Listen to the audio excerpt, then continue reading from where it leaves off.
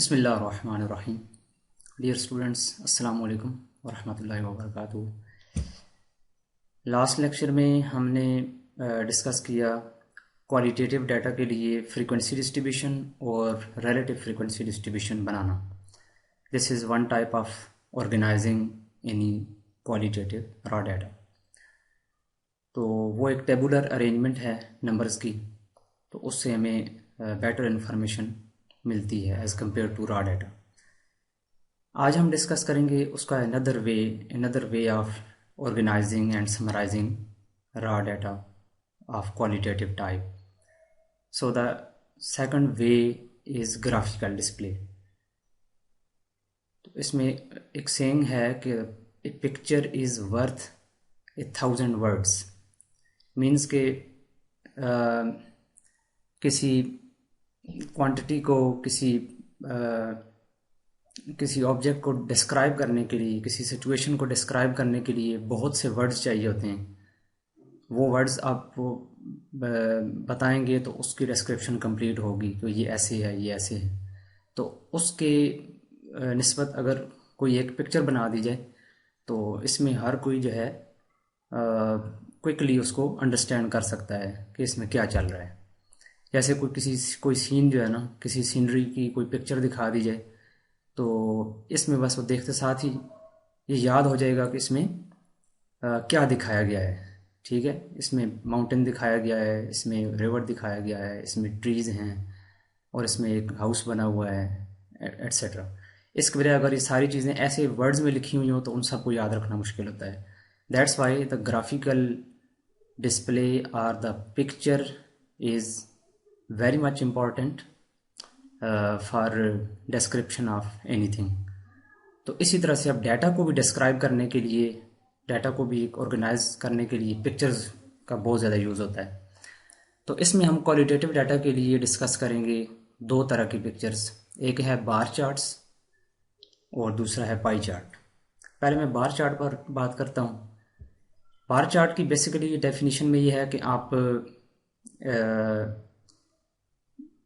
X axis Y access बनाएं और जो आपने फ्रीक्वेंसी डिस्ट्रीब्यूशन बनाई थी, ठीक है, उसमें उसके एक्स एक्सेस पर आप उसकी जो पॉसिबल वैल्यूज़ थी, डिस्टिंक्ट वैल्यूज़, उनको रख दें और वाई एक्सेस पर उसकी जो करस्पॉन्डिंग फ्रीक्वेंसीज़ हैं उनको आप इक्वल वो स्केल दे दें, इक्वल स्केल दे दें और उसमें जो किसी वैल्यू की करस्पॉन्डिंग फ्रीक्वेंसी है उसके साथ वहाँ पे उसको मार्क करें और एक बार बना दें इसके ऊपर।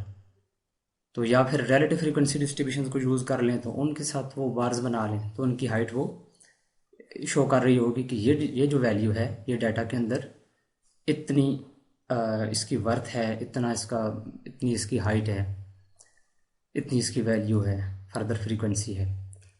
तो इसको भी मैं, इसके स्टेप्स भी लिखे हुए हैं, आप बुक को रीड कर सकते हैं। मैं इसको एग्जांपल से एक्सप्लेन करता हूँ। तो वही जो जिस डाटा पर हमने फ्रीक्वेंसी डिस्ट्रीब्यूशन और रिलेटिव फ्रीक्वेंसी डिस्ट्रीब्यूशन बनाई है उसी डाटा को यूज़ करके, उसी फ्रीक्वेंसी डिस्ट्रीब्यूशंस को यूज़ करके हम ये बनाएंगे।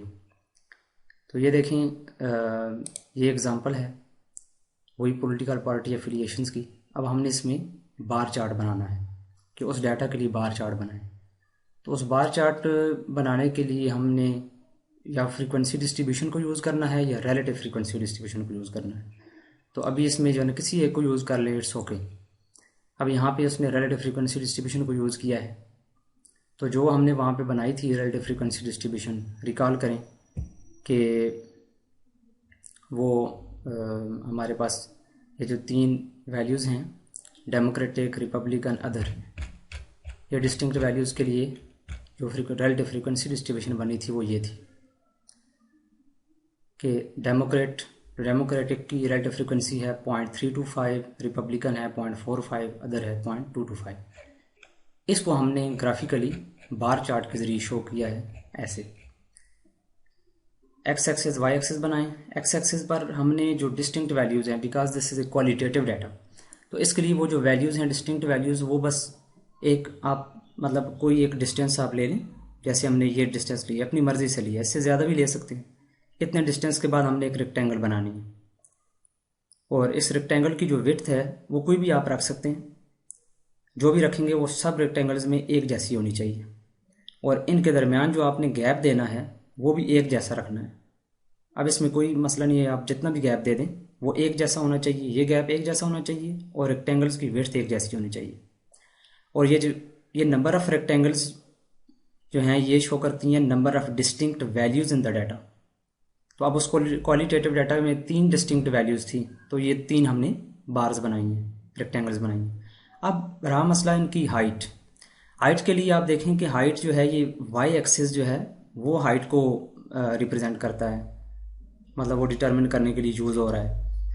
तो वाई एक्सिस को आप जैसे ये वाई एक्सिस 0 से स्टार्ट होता है, ठीक है। इस वक्त एक्स एक्सिस पर कोई नंबर्स नहीं है, रिमेंबर कि एक्स एक्सिस पर जस्ट हमने एक पॉइंट आउट किया हुआ है कि ये एक वैल्यू, ये एक value, these are not the numbers. ये ऐसा नहीं है कि Democratic is less than Republican is less than other, ऐसी बात नहीं है।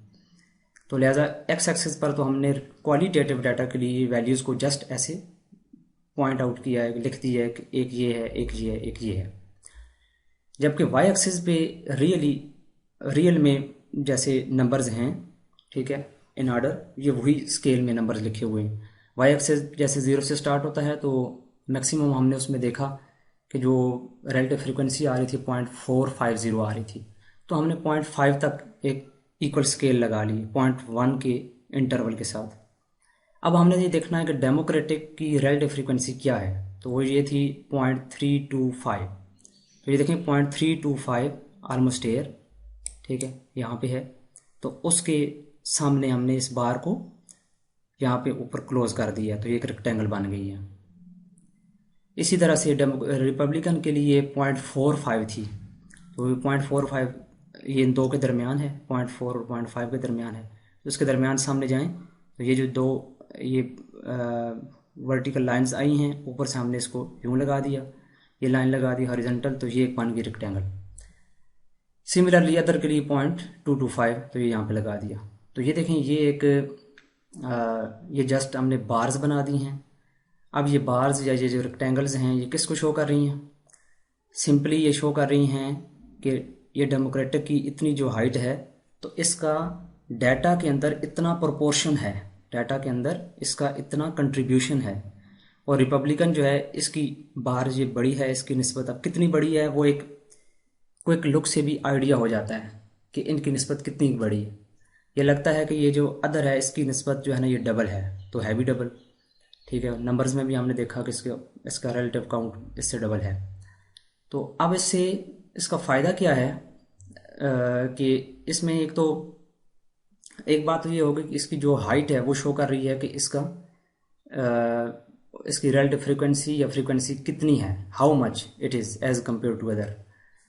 तो यूँ एक अंदाज़ा हो जाएगा, no matter what the actual number is, number जो भी हो, हमें एक आइडिया हो जाएगा कि रिपब्लिकन जो हैं ये सबसे ज़्यादा हैं, ठीक है, इस डाटा में। और अदर जो हैं वो रिपब्लिकन की निस्बत हाफ हैं, ये देखा। और इनके बाद जो है ना इनका नंबर है, डेमोक्रेटिक इसके बाद आते हैं। तो ये ग्राफिकल वे जो है ये एक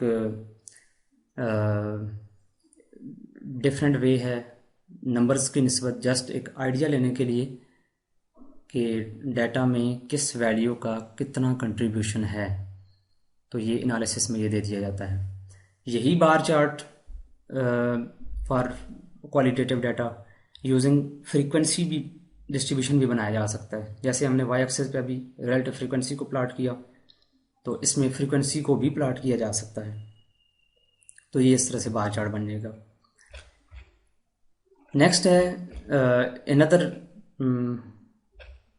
graphical display of qualitative data is called pie chart. Pie chart में हम क्या करते हैं? पाई चार्ट में हम एक सर्कल के अंदर डाटा की डिस्टिंक्ट वैल्यूज का कंट्रीब्यूशन शो करते हैं। यह है pie chart, simple is that. तो अब इसमें क्या है कि उसी एग्जांपल को लेके चलें और रिलेटिव फ्रीक्वेंसी को भी यूज़ कर सकते हैं, बल्कि रिलेटिव फ्रीक्वेंसी ही को यूज़ करना होगा क्योंकि हमें इसमें परसेंटेज देनी होती है। तो रिलेटिव फ्रीक्वेंसी से हम परसेंटेज बना लेंगे और ये शो करेंगे कि किस डिस्टिंक्ट वैल्यू की हर डिस्टिंक्ट वैल्यू का कंट्रीब्यूशन कितना है। सर्कल में 360 डिग्री ये फुल इसमें एंगल होगा, यानी एक लाइन आप यहाँ पे ड्रा करें तो फुल राउंड में क्लॉकवाइज जब आप चलें तो 360 डिग्री एंगल होगा।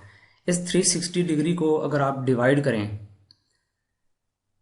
उस परसेंटेज के लिए जितना कंट्रीब्यूशन किसी एक डिस्टिंक्ट वैल्यू का है, फॉर एग्जांपल डेमोक्रेटिक 32.5% है इसका कंट्रीब्यूशन, तो आप 32.5% ऑफ 360 डिग्री निकाल लें तो ये बनेगा 117 डिग्री।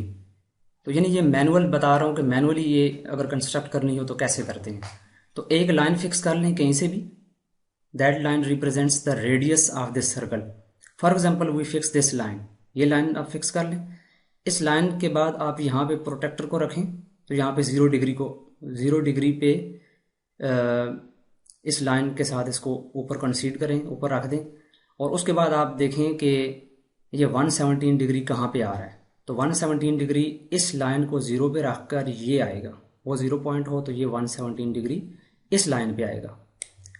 जब इस लाइन पे आएगा तो इसके अंदर ये जो कंट्रीब्यूशन है सर्कल के अंदर ये 32.5% ऑफ दिस टोटल ये होगा। Similarly to plot the next